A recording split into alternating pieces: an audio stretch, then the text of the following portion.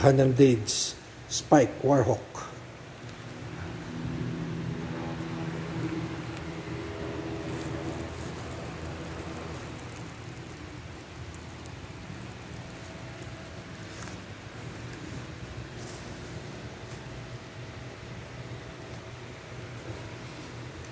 Scuppered niya. Tanggalin natin.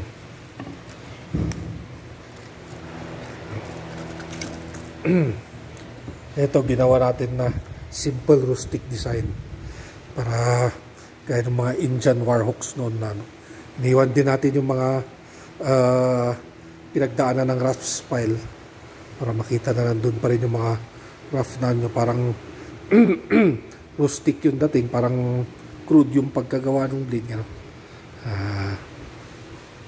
May traditional tattooing din yung handle niya at saka carving. Yan.